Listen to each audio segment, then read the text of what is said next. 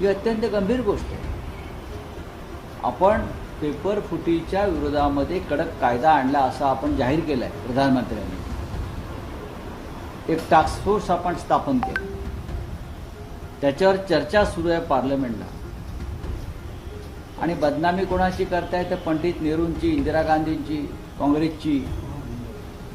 पण काल त्यांना प्रियंका गांधींनी उत्तम उत्तर दिलं. आणि आज जे तुम्ही म्हणताय देशाचं लक्ष हे राहुल गांधींच्या भाषणाकडे लागून राहिलेलं आहे. आज राहुल गांधी आज बोलतील आणि मला असं वाटतं की त्यानंतर जे काल संसदेमध्ये काही उद्योग करत होते त्यांना चांगलं उत्तर दिलं जाईल. नीटचे पेपर फुटत असताना महाराष्ट्रामध्ये गेल्या 2 दिवसापासून सातत्यानं पेपर फुटीची गळती सुरू आहे. MPSC असेल, औषध निरीक्षक असतील, त्याच्या आधी TETचे पेपर फुटले. त्याच्यानंतर आजच पुण्यामध्ये बोगस डिग्रीचं स्कॅम समोर आलेलं आहे. विद्यापीठातून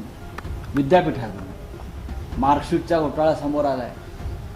महाराष्ट्रात देवेंद्र फडणवीस, आणि आज मी एक ट्विट केला असेल, आपण पाहिलं असेल, शाळांना मंजुरी देताना संस्था चालकांना ज्या प्रसंगाला सामोरं जावं लागतं.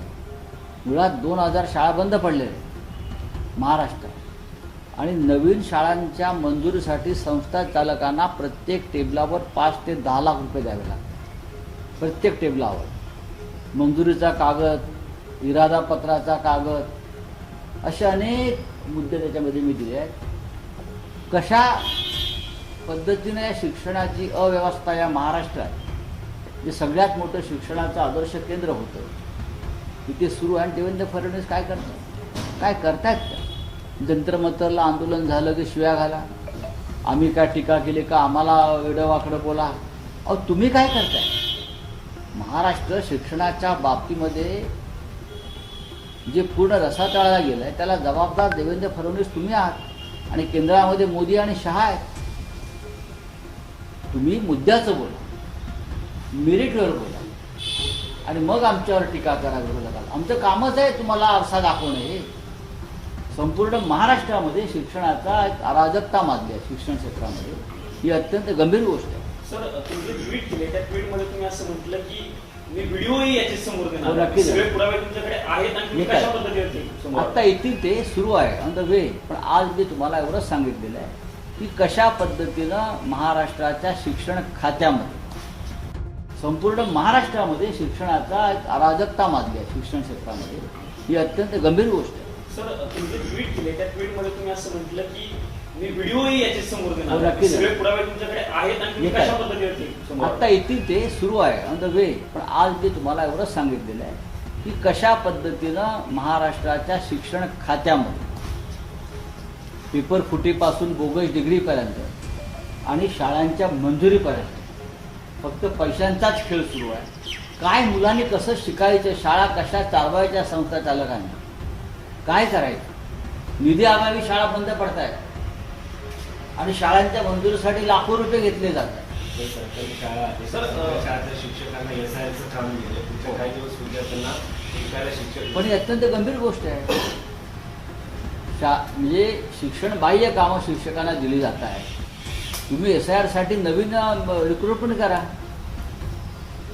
त्या काळापूर्वी खूप बेरोजगार मुलं आहेत, शिकलेले आहेत. तुम्ही शाळा बंद पाडून SIRची कामं देत आहे.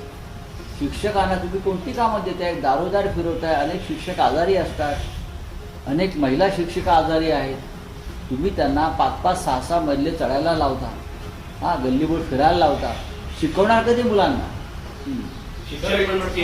मुंबईमध्ये 6 महिन्यापूर्वी स्कॉर्पिओ गाड्या घेतल्या होत्या महापालिकेच्या अधिकाऱ्यांसाठी. आता त्या बदलून तिथे इनोवा घेण्याचा प्रस्ताव लगेच मांडण्यात आलाय 6 महिन्याच्या. मी आज ही बातमी पाहिलेली आहे. हे कसं असतं की जर या देशाचे पंतप्रधान हे आपल्या ताफ्यामध्ये 10-10, 15-15 BMW आणि मर्सिडीज घेऊन फिरत असतील कारण नसताना, तर त्यांचा जी लागण आहे रोगाची ती त्यांच्या खालच्या कार्यकर्त्यांना लागणार नाही. काय गाड्यांचे ताफे चालले, बघा ना मुख्यमंत्र्यांचा ताफा, बघा डेप्युटी सीएमचा ताफा. BMW आणि मर्सिडीज शिवाय त्यांच्या गाड्यांचे कुठे ताफेच नाही आहे. सिक्युरिटीला मर्सिडीज गाडी पहा तुम्ही. त्याच्यामुळे महानगरपालिकेत त्यांच्या नगरसेवकांना किंवा त्यांचे जे कोण पदाधिकारी आहेत त्यांनी गाड्या बदलत राहिले. झालं का आता पैसा लुटीचाच पैसा आहे. पण गाड्या घेण्यासाठी तुम्ही सरकारी तिजोरीला हात घाला, त्या लक्षात घ्या. जनतेच्या तिजोरीला हात घाला. व्यक्तिगत तुमची संपत्ती वेगळी आणि जनतेची संपत्ती वेगळी. शिक्षण मंत्री दादा भुसे यांच्या निदर्शनास या बाबी येत नाहीत का? तुम्ही जे आरोप करतात किंवा त्यांचा मी आरोप करत नाहीये. मी आरोप कधीच करत नाही. मी आत्ता या क्षणी माझ्याकडे आलेली माहिती समोर ठेवली. तर तुम्हाला असं वाटतं त्याच्यामध्ये त्यांचा देखील समावेश आहे? हे मुख्यमंत्र्यांनी पाहायचं.